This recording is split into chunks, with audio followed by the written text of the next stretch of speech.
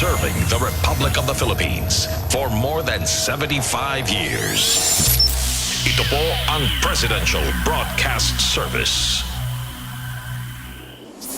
Pakinggan, panoorin, agaran in real time, o balikan sa pag-scroll up and down. Mga balitang dapat malaman, impormasyong tunay at napakikinabangan. Saan ka man, sa buong kapuluan, mababangon sa bagong sigla. Kababayan, kasama ang social media. Powered broadcaster ng bagong mamamayan. Tapat sa pag-uulat. Ito po ang Presidential Broadcast Service sa Metro Manila. Radyo Pilipinas 1, 738 AM. Oras sa buong Pilipinas, 4 na minuto makalipas ang alas 3 ng hapon.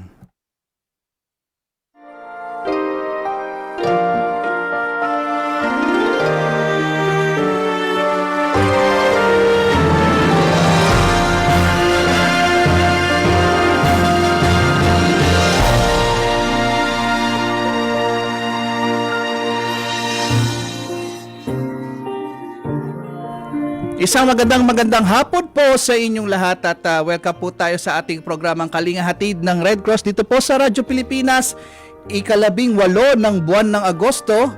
At kamusta po ang bawat isa sa inyo? Inimbitahan namin kayong subaybayan ng ating programa hanggang alas 4 po tayo ng hapon. At syempre tayo ay live na napapakinggan sa Radyo Pilipinas 738 kHz. At tayo rin po ay napapakinggan at napapanood sa Digibox sa 43 to 45 at for the box. At syempre, tayo ay napapakinggan at napapanood din sa Facebook Live ng Kalinga Hatid at syempre ng Radyo Pilipinas. At i-like and share po natin ang ating talakayan ngayong hapon nito. At syempre, nais nating pasalamatan ng mga sumusubaybay at tumatangkilik sa ating programa. 18 taon na tayo ngayon, ngayong buwan ng Agosto. Tamang-tama ang August 18.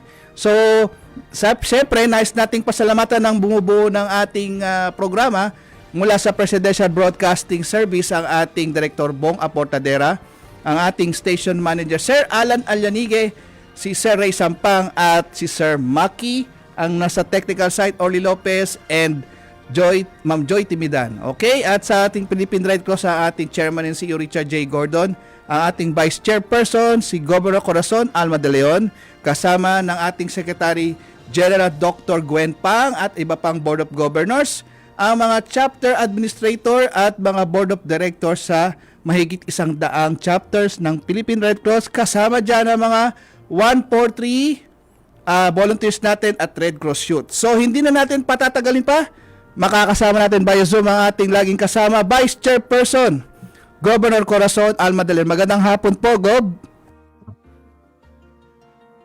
Nakamute kayo, ma'am. Nakamute.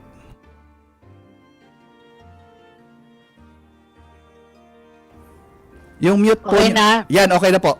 Okay. Gusto ko lang sabihin na may padalang message sa atin si retired Chief Justice Hilarion Davide Jr. na sabi niya, today, Sunday, the 18th of August, let us all be up and doing, triumphantly declaring to be so blessed. I am too blessed to be afraid. I am too blessed to be worried.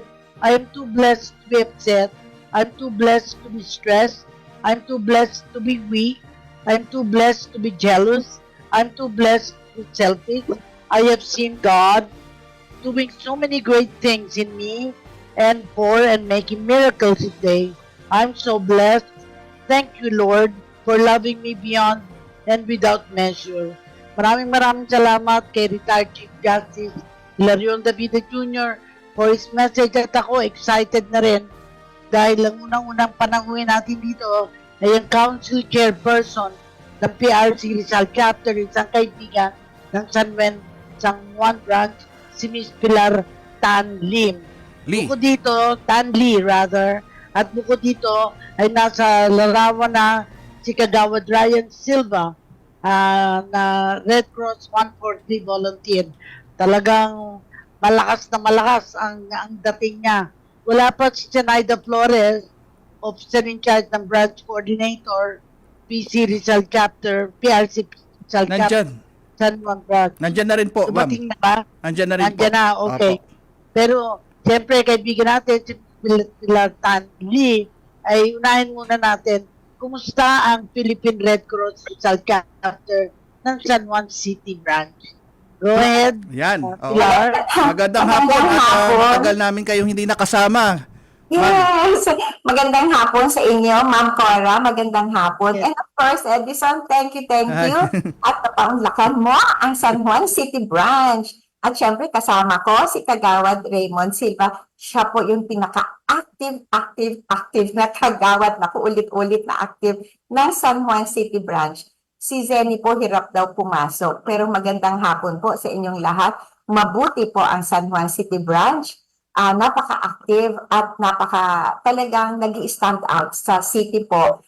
Masasabi po yan ni Kagawad na Raymond na talagang San Juan City Branch na Red Cross is here, there, and everywhere. Tama, Raymond? Yes, ma'am. In behalf of the 21 Kagawads of Barangay Santa Lucia po na naging team leader po ng standing as team leader of 143, ma'am. Tama po kayo, ma'am Pilar, na ang Red Cross po ay talaga pong nakasuporta po ang 21 barangays. That's our individual po. Each barangays po, meron yung kaming team ng 143 members po as our volunteers po.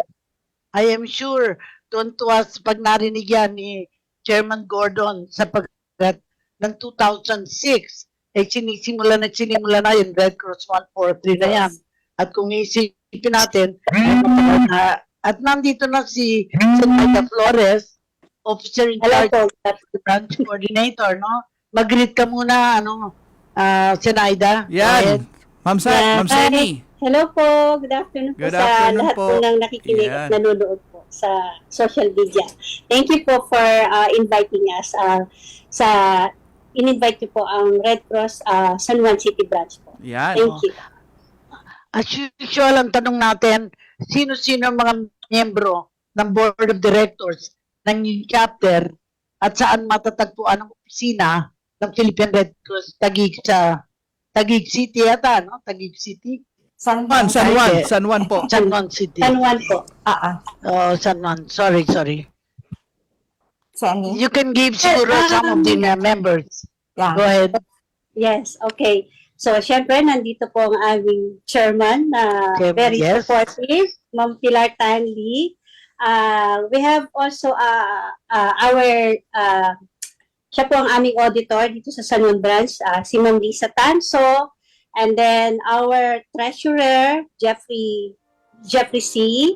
Tapos po our secretary, si Doc Kelly Salvador po. Siya po ang aming secretary dito sa San Juan City Branch. And then we have our head for fund generation, si Ma'am Pleshi Wee. Tapos po, kasama rin po niya si Sir Josh Santos. And then we have also our RCY, sa committee po siya, RCY committee, si Ma'am Ricky Kwek po. Yun. Tapos, the rest po, nandun po si Sir Allen, siya po yung head po ng aming Red Cross 143. Nandyan din po si Ma'am Claire De La Rosa, and yun po, si Ma'am, sino pa ba? Ayun, yun lang po, yung aming mga council members po. So, siguro, na-mention mo na ang mga board of directors, kasama na dito si Pilar Tanli. Saan naman matatagpuan ang inyong opisina sa San Juan Branch? Kasi kailangan makwento natin saan makikita yung opisina ninyo. Go ahead. Okay, ang aming office po is located po sa Philippine Oil Arena Flying V. So, ito po yung nakalocate po siya sa Barangay Corazon de Jesus ng San Juan City Branch. Ano lang po siya, madali lang po siyang hanapin. It's ano lang po siya, across lang po siya ng Santolan Town Plaza, Santolan Town Plaza. And likod po siya ng yung International Fountain School po. Kung saan po ginagawa yung mga UAA na basketball, volleyball, Yes. Oo. Kasi natatandaan ko, ang Rizal chapter, may mga maraming branches. no? Kaya ngayon hinihimay-himay natin ano na yung mga branches na na-interview. Pero syempre sa akin, medyo mayaman ang San Juan eh. Mayaman na mayaman na syudad, di ba? Kaya syempre ang tanong ko eh, ano-anong mga kagamitan meron ngayon ang branch? Kasi para sa akin yun ang measure na active at kitang-kitang nga natin na nandito si Ryan Silva, ang RC-140 volunteer, na apparently kagawad. Tama Yes, sir. ba? Kagawad. So, siguro nais kong tanungin, dahil palagi natin sinasabi, handa ba? Ready ba ang San Juan chapter sa kanilang mga pangangailangan? Kayong tatlo ang pwedeng sumagot. Kanya-kanya kayong parte. Okay. O, sige, go ahead. Yes, Ryan, ma'am. gusto mo? Yes, ma'am. Good Sabi- afternoon again, ma'am. Professor. Actually, Ah. ma'am, ang 143 at ang Red Cross Volunteers po is always ready and always there. And we are always active, ma'am. Sa katunayan, ma'am, ito nakaraang bagyo po. Lahat po ng ating mga kagawad for 143 members, even though wala ho sila dun sa field na nag-rescue kami ng mga na bahay, kumukuha kami ng mga, kasi ma'am, may mga flooded prone area ho dito. Areas, Kami sa San Juan, na kami yung mga ibang members o ibang volunteer ho, kami yung mga nag-rescue talaga sa baha. Tapos yung mga iba ho naman naming mga kababaihan ay sila naman ho yung nagpe-prepare ng mga hot meals at sila ho nag-release yung ilang numbers of family na affected and at kung ano pa po, ma'am. So, the same question, no? Ano mga kagamitan ngayon ninyo na meron ng branch na masasabi nyo papakita ng kahandaan? Go ahead kung sino pwedeng sumagot. Hi, Ma'am Cora. Yes. Ano naman ho, syempre di ho ba may opisina kami na kumpleto Yes. naman. So aside from sa opisina, meron po kaming ambulance na talagang Wow. nakatalaga sa San Juan branch. And then meron po kaming fiber boat na dinonate ho yan sa amin, ng aming mga partners. And kung sakasakali naman may mga, yan, katulad nga ng sinabi ni Kagawad Raymond, yung mga bagyo at lahat, ang dali po namin nakakahiram kasi ang aming pong mga council members at mga kagawad, ang dali pong makahiram din ng mga trucks, mga mga sasakyan na kailangan. Pero may sarili po kaming ambulance at may sarili kaming fiber boat. Nakita yata kanina doon sa picture ng pinapalabas. Yes, meron. At maraming Oo. Yung, aktibo na nagpe-prepare. Oo. Yung mga life vests Correct. natin. Oo. at saka mga, tama si Raymond, yung mga life vest, kumpleto din Helmet. kami. At saka helmet, oo. Yung mga sa opisina, talagang kumpleto po, ma'am. Oo. Oo. So, syempre, tatanungin ko kay Ryan ilan na ngayon ang mga 143 volunteers na sabi mo kasi na, in fact, may Red Cross Council yata kayo, council. Am I correct? Yes, ma'am. Ma'am, Yes. every barangay, we have 21 barangays here in San Juan. And every kagawad, ma'am, meron pong kagawad for Red Cross, yung MET po for 143. So, some of the barangays, ma'am, talagang namimit namin yung 143 members namin. Some are not. Pero ma'am, most of the members, ma'am, talaga is very active, even though may mga kanya-kanya sila mga trabaho, Mhm. and Wow. everything and such. Kagawad. Once na magpatawag kami ng general monthly meeting or katulad ng mga ganitong calamities, ma'am, we are, naman po, we have numbers naman Ready. at nakaka-meet ho namin at nabibigay ho namin yung support na kinakailangan mo talaga bilang mga 143 or Red Cross volunteer. Saang barangay po Eh, kayo? Saang barangay kayo mayaman naman kagawad? ng San Juan di ba?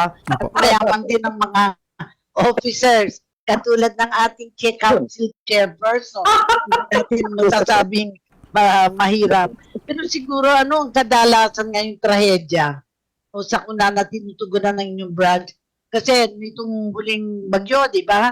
Ang daming mga areas na apektuhan. Parang hindi ko nabalitaan ng San Juan ay tinamaan. Tinamaan ba kayo? Hindi masyado. Para kayong Paranaque din, hindi masyado Ma'am, tinamaan po. Tinamaan kami. Yung huli ho, Saan lugar? lalo na yung sa Barangay Batis, tsaka yung sa Barangay Oo. Pera, ma'am, Oo. tinamaan. Yung malapit sa may San Juan River, 'di ba? Umapaw yung San Juan River nung Karina, Yes. tama, 'di ba? Oo, Oo. yes, Oo. Edison, oo. Nandyan nga. Tinamaan Oo. siya, Mm-mm. pero talagang, alam niyo yun, from day one, nandun talaga ang sa volunteers namin. Kahit nga, for example, kahit si Kagawad Raymond, kahit ibang barangay, talagang lahat pumunta kami doon. Especially ang Red Cross. We were there every day, Ma'am Cora. We gave out, ano yung mga ginawa natin, Zenny? We gave out, aside from yung food packs, namigay, ma'am, nagpadala kaagad kami, ako man personally, nagpadala kaagad ng kape, ng noodles. Yes. Yes, and Zenny, ano yung magaganda? Ano man, sa bawat evacuation center, syempre, inano po namin yung mga bata, nagkaroon po ng mga psychosocial support system, and then ginawan po namin ng yung expressive arts, especially po yung mga young ones, like ages mga 2 to 12 years old. So, doon po yung nagpapadrawing kami, gano'n. Tapos dinidisplay po namin niya sa wall ng evacuation para at least maibsan man lang yung pag nakikita nila na, lalo na po yung mga parents na, ay, ganda ng drawing ng mga anak namin, mga ganyan po. Ginawa namin sa mga evacuation. Agop, Cora. Siyempre, kilala tayo sa emergency, Yes. kilala tayo sa mabilis na aksyon, sa mga pagtulong. Pero siguro gusto kong tanongin, kumusta naman ang yung blood donation? Tuwing kailan kayo may blood donation at may paparating pa rin kayong mass blood donation? How do you do it? Yes, ma'am, we have po, Ma'am Cora. Like we have Yes. may mga partners tayo na sila po yung nagsusupport. Yes. Po kami yung sa Green Hills, parati po ang Green Hills, pinapayagan po kami magkaroon ng mga MVDs, mga mass blood donation na wala pong bayad. Tapos, ang isa po si every December, pero ito talagang once or twice a year, talagang in cooperation with Mayor Francis. Kasi December po, birthday niya. Talagang mass blood donation through Red Cross. Tapos yung mga partners po namin, katulad ng Red Cross, ngayon ho, lalo ngayong taon, napakaganda po, ang Philippine Rotary po, ang Rotary International, meron kaming heroes, this E38 Heroes for Blood, na we are planning to raise, supposed to be sana more. Kasi ang distrito po ng Rotary dito sa San Juan, 3,800. So we're planning to get 3,800 units of blood for this year. Oo. So may pa-contest po kami sa lahat ng barangays, may pa-contest po kami sa lahat ng branches na talagang kukuha tayo ng more, minimum, hindi pwedeng 3,008 lang. Pero may mga proyekto po kaming mga ganoon para sa mga mass blood donation. Hindi itigil, ma'am. Napakagandang balita at lalo pa natin makakatulong kapag i-mention natin yung kampanya at sino mga sumusuporta sa blood donation ng activity, campaign. Ma'am, additional to the blood campaign. Ma'am, nagkakaroon din po ng activity si Red Cross sa mga barangay po, yung tinatawag namin na Red Cross Olympics po. Yung Blood Olympics po, tinatawag po yan. Which means po na bawat barangay po, nagpapadamihan ho kami, nagko-contest ho kami ng padamihan ng mga successful blood donors po. So, tas bigla, nag-aaway po sila kami from yung sa Rotary, yung mga sponsors po. Nag-aaway po sila sa mga barangay, nagbibigay sila talaga ng certificate sa mga barangay na may mga top 5 or top 10 na most blood collected po. In return po na kumbaga ma-challenge po lahat ng barangay na makapag-donate po talaga at makapagbigay ho kami, makapagdagdag ho kami ng buhay po sa mga nangangailangan. Ilang taon na natin ginagawa yan, Raymond? Yes. Ma'am Cora, ilang taon na natin ginagawa? Oo. Halos 10 years na ginagawa natin. Taon-taon. Napaka-competitive ng mga barangay, ng mga Raymond. Napaka-competitive. Hindi pwede matalo. Hundreds yan, ma'am, nakukuha ng per barangay. Sabi nga niya, ma'am, maliit lang naman ang San Juan City. Pero siguro yun ang na-feel ko working with other branches also, Ma'am Cora. Pero ang na-feel ko sa San Juan, siguro dahil maliit ba siya, pero napaka-close, parang close-knit family yung 21 barangays. Oo. Yeah, may I add din po, no, when in relation po dun sa blood MBD, Donation. meron din po kaming yung Blood Samaritan donation. So, napaka-active din po, especially yung mga aming council members, tsaka yung mga iba-ibang private sector po like Ortigas Land, Dunkin' Donut, Pretty Looks, yan po yung mga yan, nagbibigay po sila ng cash, ma'am. So, ang beneficiary po ng mga yan, like yung mga sobrang hindi po hindi Mahirap. mahirap pong maka-afford ng processing fee. The blood itself is for free, but the blood processing, you have to pay po, di po ba? Yes, So, yes. yun po pinupunta, dinadala po yung Blood Samaritan donation po. Yung money po na yan. Para di po sila magbayad po ng processing fee. Sa pagpapatuloy natin ang interest naman natin, tuwing kailan ang first aid training o nagsasagawa ba kayo ng first aid training at kailan? Ay, yes po.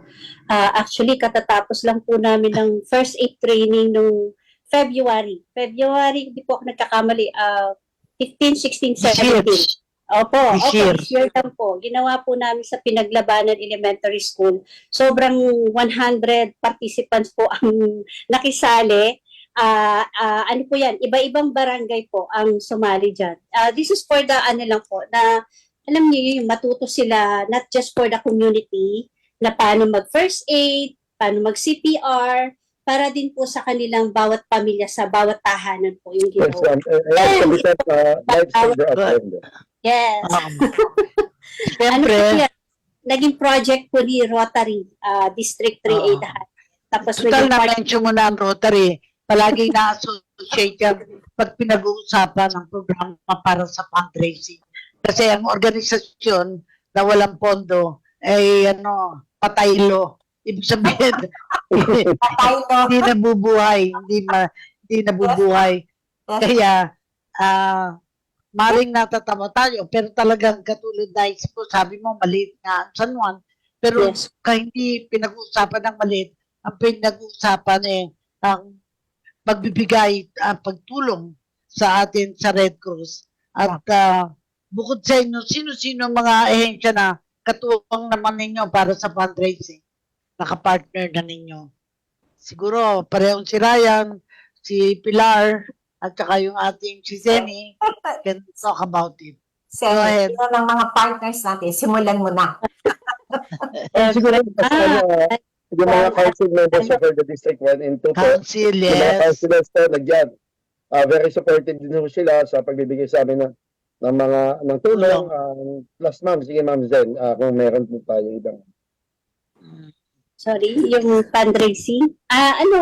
Syempre, nandyan po ang LGU, lalo na yung mga si Mayor, yan, si Mayor Francis Zamora, pag may mga events po kami. Tapos, nandyan din po yung ating mga bawat barangay, yung local government, ay yung ating 21 barangays, lalo na po yung mga kapitan, kagawad, and 143. Lagi po yan, ma'am, pag may, for example, may movie for a cause kami. Katunayan po, katatapos lang nung last January this year, yung aming Drive for Humanity, yun po, nagbenta ng ticket, ganun po, kasama po ang mga 143 dyan. Involved, very active po sila dyan, involved po sila. Aside from mga events ng mga fundraising, ma'am, meron po rin kami mga decans na nilalagay po bawat store, bawat mga companies, mga schools. Yan yung lata po na nilalagay yung mga barya, gano'n. Donation box. Yes po, meron din po kami yung mga merchandise. Yun po yung mga Mga souvenir items. yes Meron- po, meron mga, kayo, no? mga first aid kit, trauma bag, mga ganun po. Oo. Yun. Ma'am Galing. Cora, marami din naman kaming mga private donors, no? Mga Yes. private companies. Like, of course, we have yung sa atin lang, yung usual na nila, yung Siegel. Ayaw ko naman sabihin Dunkin Donuts. Okay lang yun. Ang inasal. Okay lang yun, Director. Dunkin parang ano Donuts. yan, mga related companies ko na Yes, yes. hindi sa akin, ganoon. At syempre po, yung Ortigas Land, naku, ang Ortigas po, ang shopping center, aside from financial, talagang ang lugar nila, always yan. Lahat ng hinihingi namin, Red Cross, kahit nag-iisa silang malaking shopping center sa San Juan, all out sila, all out sila. Ang Siegel, ang Creative Impact, ang Donatification, lahat po yan, ang daming, na talagang, Ma'am Cora, yearly. Hindi siya once, hindi. Na isang bigay lang, Patuloy. nakalimutan na, hindi po. Yearly po, yearly nagbibigay po talaga sila. Talagang nagsusuporta sa Red Cross. Yes. Isang idea na sinasabi ko na sa ibang chapter, yung kayang mga, kasi fundraising, no? Yung kayang mga nag-donate ng blood dahil nakapag-donate na sila, nagagawa niyo ba silang namomotivate ba sila na maging member o yung kapamilya nila maging member para silang blood ang kailang dinonate, nag-donate din ng pera? Meron na ba kayong effort in this regard? Kasi nakikita ko na nakatulong na sila, nagbigay ng dugo. Pwede kaya silang yung sa murang halaga lamang ay maging member? Nagagawa ba? Kung di pa, ini-encourage ko kayo gawin. Yes, ma'am. Supposed to be, ma'am, yan sana ang gusto natin, pero alam naman natin hindi lahat. Pero meron talaga. Meron yan, nagbabalik na Pilar or sa branch na, bakit kasi ganyan? Ma'am, natulungan natin, no, nagbigay tayo ng Yes. dugo. Pero meron talaga tayong mga ganyan. And we hope na sa susunod, dahan-dahan din natin. Ako, ma'am, talaga sasabi ako, pag nagpasalamat na yan sila, pag meron kaming mga sali ka, ha? Yes, ganyan sila. Ano naman, I doubt if people, yung humanitarian na talagang instinct, talagang magbabawi. No? Natulungan sila. Saka it takes time at nakita nila na talagang tumulong kayo. Merong lalambot ang puso. Sa simula ay matigas, lalambot lang. Pag nakita kayo, I'm sure maniniwala na maganda yung mangyayari. Alam mo, nakita ko din na nakalabas dito sa ating program, yung mga activities ninyo. Naniniwala ako na unang-una, recently, nagkaroon tayo ng IHL Forum. Ewan ko kung naka-attend si Jenny sa IHL Forum na ginawa sa Red Cross. Ano? Pero nakita ko siguro, yung mga offices ninyo, dapat merong poster o paliwanag tungkol sa international humanitarian law. Yes. Ano yung kahalaga nito? Dahil hindi ko pa nakita sa lahat ng chapters, pero ngayon, i-encourage ko na kumuha kayo ng material sa Red Cross, sa ating national, tapos maglagay kayo ng poster para ma-associate tayo sa international humanitarian. Yes, ma'am, we will do that. Oo, Opo. maganda. Anyway, Doktora. this one, parang break na tayo, no? Yes, tayo po ay magkakaroon lang sandali ng commercial break. At sa pagbabalik natin, Gov Cora, meron tayong isang hinihanda. Ito po yung naging speech ng ating ICRC Head of Delegation nung nakaraang IHL Day. Mapapakinggan po natin yan after po ng ilang commercial break. Diyan lang po kayo. Sinalubong at binigyang parangal ni Pangulong Ferdinand R. Marcos Jr. sa Malacanang ang mga atletang Pilipinong lumahok at nagwagi sa Paris 2024 Olympics. Sa kabilaan niya ng kakulangan sa suporta, ay nagawa nilang ipakilala ang Pilipinas sa buong mundo. And yet, you have shown the spirit of the Filipino, the determination of a Filipino, and the excellence of the Filipino spirit. And that's what you have shown for us today. Kaya naman, nais ng Pangulo na magkaroon ng formal na struktura ang gobyerno na susuporta at tutulong sa ating mga atleta. Imbes na maglalabas kami ng cash, well, if you need more cash, we'll find some more. But I think more importantly, I want to be part of the development of sports in the Philippines. Naiwan-iwanan na tayo. Para sa iba pang mga balita at impormasyon, manatiling nakatutok.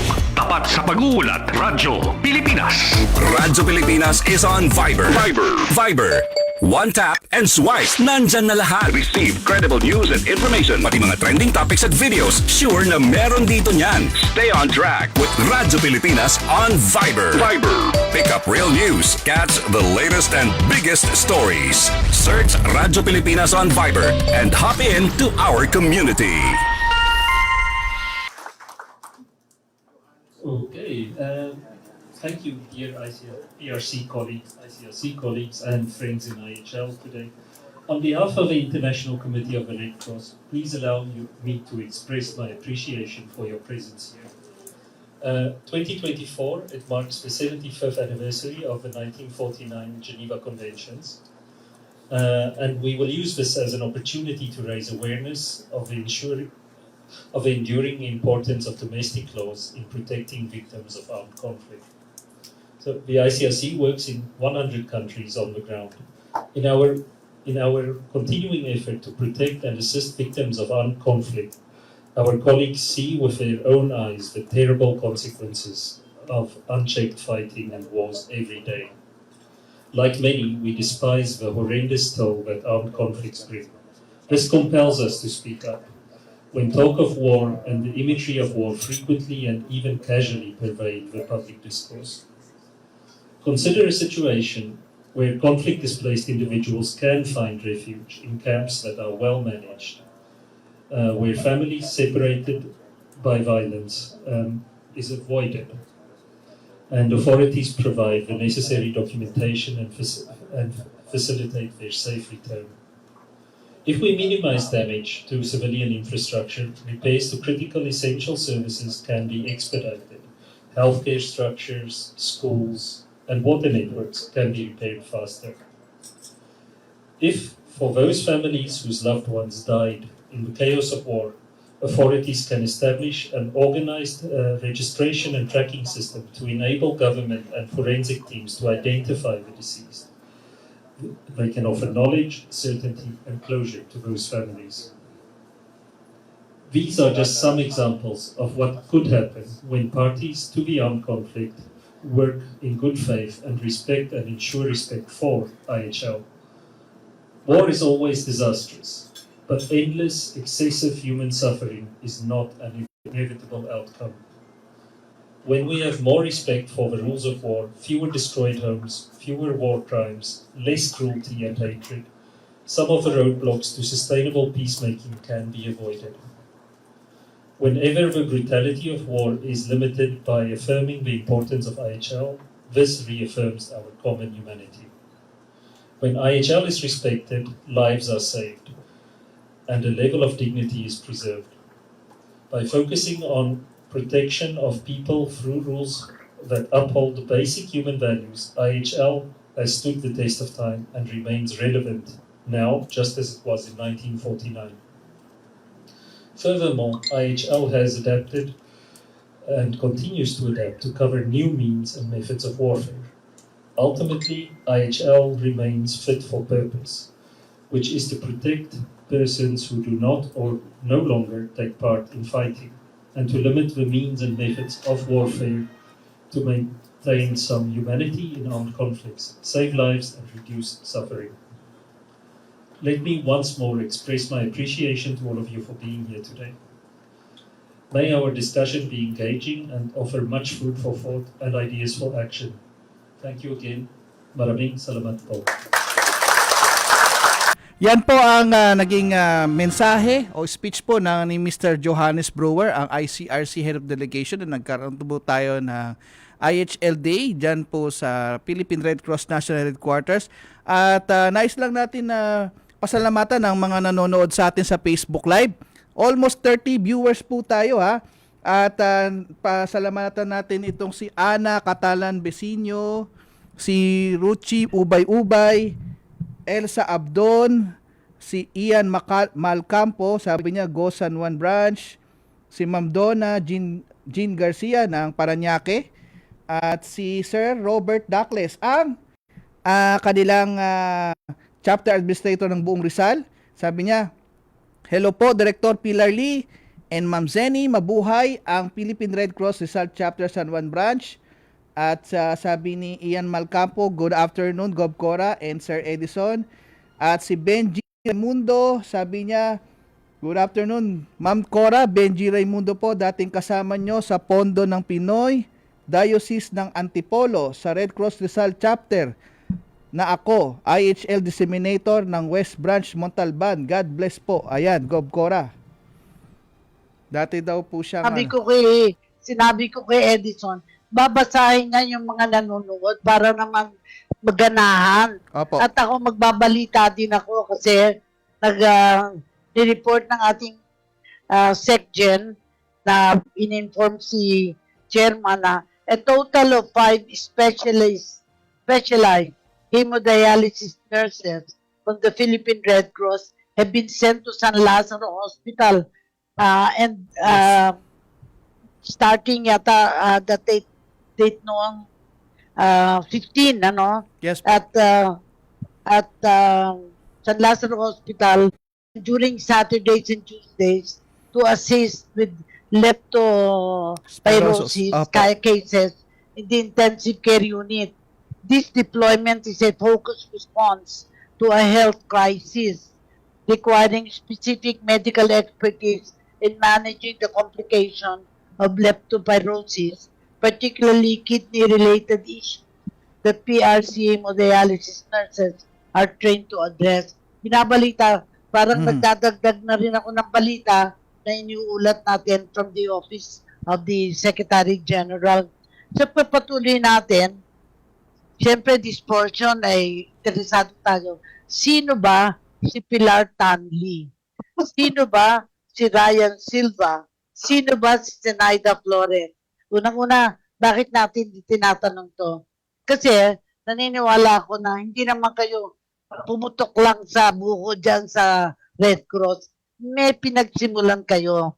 Kaya gusto kong simulan sa atin, sa council chairperson, kailan ba siya nagsimula sa PRC Rizal Chapter and kailan siya sa San Juan Branch. Medyo konting history ang gusto ko yung portion na to. Parang kwentuhan na bakit ka napunta sa Red Cross at ano naging ka na sa San Juan. Start natin kay Pilar Tanli. Thank you, Ma'am Cora. Alam po nyo, long before, siguro mga 30 plus years na, parati ako nahihingan ni Manny Reyes. I don't know if you remember. Yes, of course. Rizal Branch, yeah. Yes, sa Rizal. Parati Rizal chapter. Parati na ako nahihingan ng Tulong. tulong. Nung nasira ang aircon, sabi niya, Pilar, bilang ng aircon sa opisina. Pilar, kaliwat kanan, si ano pa yun noon, ma'am? Si Ma'am Adelina Rodriguez. Yes, yes. And At then, chairman. noong 1998, sabi niya, sumali ka. Sabi ko, hindi na, tulong lang ako, volunteer. Hanggang every assembly, talagang pinapasali niya ako. Noong 2004, ma'am, hindi na niya ako tinanong, sinubmit na lang yata niya resume ko, tapos pina-attend niya ako sa Club Filipino 2004. Naku, pag-attend ko, sabi ko, ba't nandiyan pangalan ko? Tapos nahiya pa ako sa ito, sa bagay, okay lang, hindi ako mananalo. Dahil ang aking mga kasamahan noon, ma'am, Pinoto ka. si Dr. Riodica, yung pangalan, sino nga naman ba si Pilar Lee, di ba? Napaka-ordi. Kaya lang, ayaw ko nung ginawa ni Manny ng kampanya yata at what? Or, ang sabi nila, nagustuhan nila na auditor ako from CC and from Carlos Valdez. Yun daw kailangan ng auditor. So, ayun, na-elect ako 2004.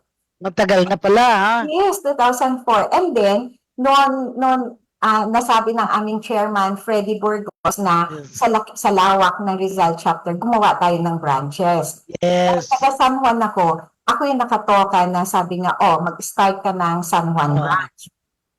Ganun nagsimula. Doon nagsimula. Sabi ko nga, ayoko naman akong chairman at that time kasi sabi ko, syempre sa Rizal Chapter ako yung Member na. sa kanila at saka treasurer auditor ako magche-check ng branches. So ang kinuha kong chairman at that time was Mickey Ortigas. Sabi ko isa lang ang gusto ko kung sino yung tutulong ng malaki Kung sino may-ari ng San Juan. Sabi ko, hindi si Pilar ang kailangan ng San Juan. Isang Ortigas. Kaya ginawa ko dati si Mickey Ortigas. Tapos, nalaman vice chairman si Mayor Gia. Yes. Iba siya mayor noon. Ina lang siya ng mayor. Kaya sabi ko, sige, yun nasimulan ng San Juan. Ayun. Ngayon, nag-resign na lahat sila, wala nang may gusto. Sabi ko, sige, interim. Pero interim ako, Ma'am Cora. Ang vice chairman ko po, Seni, si Benny De Guzman, Yes. I know him also. Yes, he is with San Juan. Siya ang vice chairman ngayon na talagang pinupush ko na, Benny, ikaw na. Kasi Rizal Chapter ako. Gusto ko kasi, Ma'am Cora, yung financials ng lahat ng branches. Talagang kayan ko yan. Oo, so pati San Juan.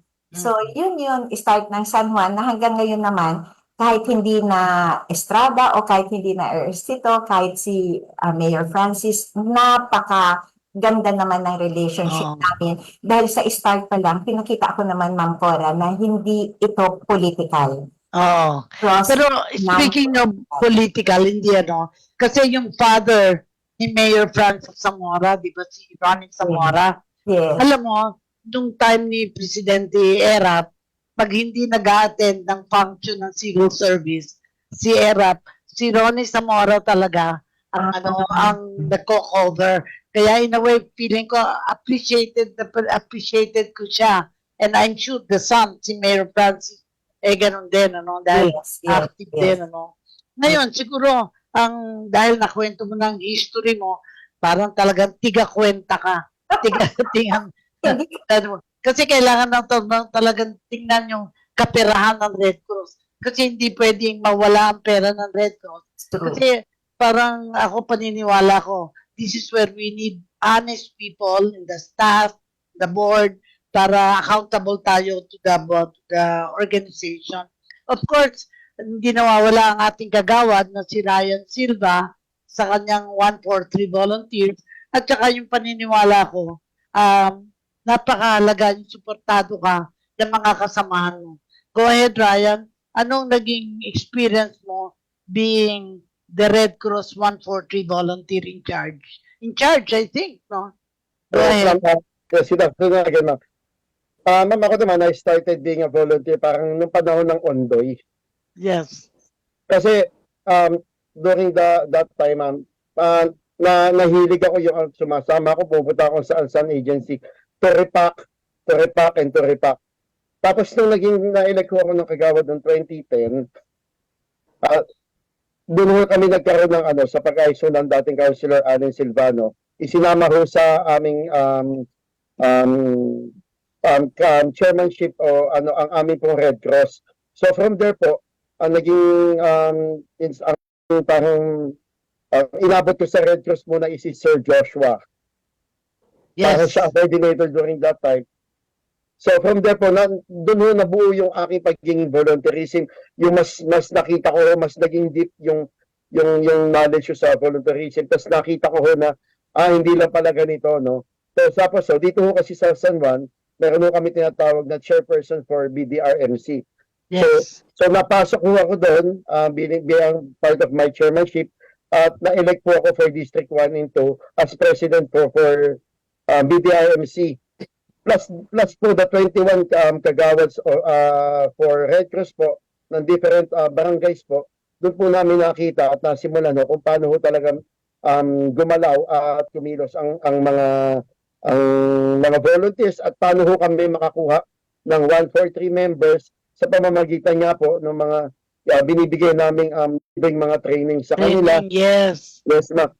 Yung basic life support na sinasabi man nila na paulit-ulit. Well, kung hindi ho natin yan laging ginagawa sa ating mga pamamaraan sa araw-araw, makakalimutan ho natin yan definitely. So that's why kami ho in our barangay, by the help of our Red Cross ma'am sa opisina, for Ma'am Pilar and the board members, tinitiyak ko na nila, we see to it, ma'am, na katulad yan may mga bagong elect na mga barangay officials. So, binubuksan ho uli namin sa kanila yung Red Cross kung paano ho maging isang volunteer sa paninimula ho nga ng BLS na tinatawag, yung mga trainees ho na mga dinadaanan nila. Na lahat po ikababaho namin ng libre. Siyempre ho, para mas makagather ka, mas makakuha ka po, mas madaming volunteer ho. Sa ganung pamamaraan ho, sa ganung way ho, makikita ho ninyo, hindi ho namin ibinabrag, hindi ho namin iniyayabang lang o kung ano pa man pwedeng tawag.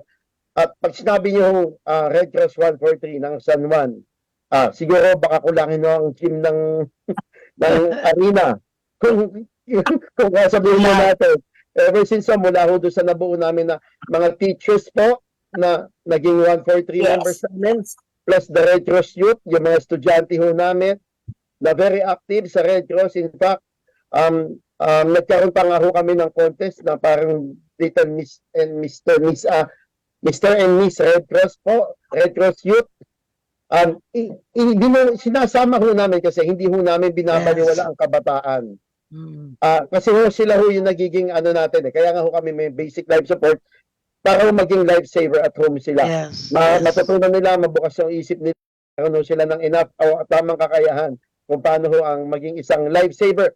Nagsisimula ho sa bahay at yun po, nakikita ho ng mga tao na may mga bata natututo. So, nakaka-attract po kami ng mga ibang volunteers o ibang gusto pang volunteers para ho dito sa aming sinusuportahan na Red Cross organization po. Kaya nga Salamat po. pala, na-mention mo, ang volunteers natin, always first, always ready, always there. Man. Yes. Always first, always ready, always there. Tanungin naman natin si Zenny, paano ka naman napunta sa San Juan branch? Saan ka nagsimula at anong natapos mo? Taga saan ka? Kasi hindi naman lahat ng tatrabaho sa San Juan, taga San Juan. Diba? Saan ka nagsimula? Go ahead, Zenny. Hi, thank you po, Ma'am Cora. Well, actually, tiga San Juan City po talaga ako. Okay, good. Anyway, nakakatawa po. Actually, ginamit ko po ang Red Cross. Dahil Okay. sa certificate para lang maka-abroad ako. That was 2008 po. Nag-start ako sa Red Cross. I remember yung ABC president po, si Ramon Lactil. Sobrang nakiusap po ako sa kanya dahil may program po no na magkakaroon ng libreng first aid and CPR training ng Red Cross. So talagang hinanap ko po siya talaga. Sabi ko, sir, baka pwede naman po akong mag-join dyan. Pero ang funny thing din po kasi doon na hindi niya alam na gagamitin ko lang for the purpose of certificate. So, nangyari po, in short, natapos po yung training, nagkaroon po ako ng certificate. Parang, alam mo yan, parang na, po ako na, ganito pala yung ng training ng Red Cross, gano'n. Tapos, ang gagaling pa po ng mga nagturo nung time na yun. Hindi ko na po, mention kung sino po yung mga nagturo. Tiga-chapter po sila, Pasig. So, yun po. So, I went abroad, almost 3 years, then I come back, mga 2009, 2010, mga gano'n po. Ayan po. Nagdire-diretso akong volunteer noon. And then, after volunteering of Philippine Red Cross San Juan, actually po, nakuha po ako as honorary member po ng council members. Po.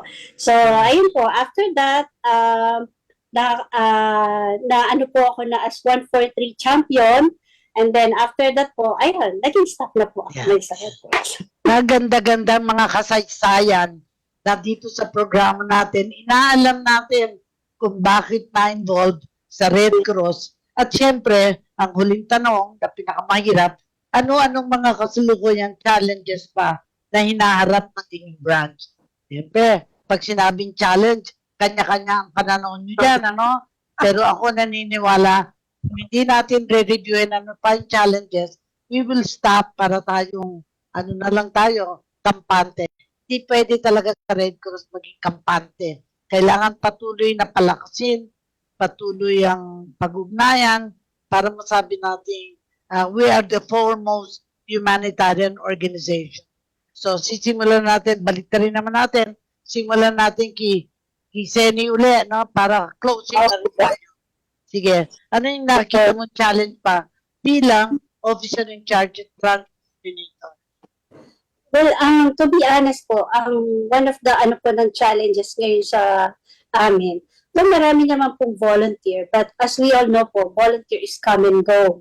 Yes. So, di po ba? Kasi, yung mga volunteer namin dati, masaya naman po kami kasi talagang na-train sila, na sila sa Red Cross, natuto sila sa Red Cross. Ngayon po, nagtatrabaho na sila.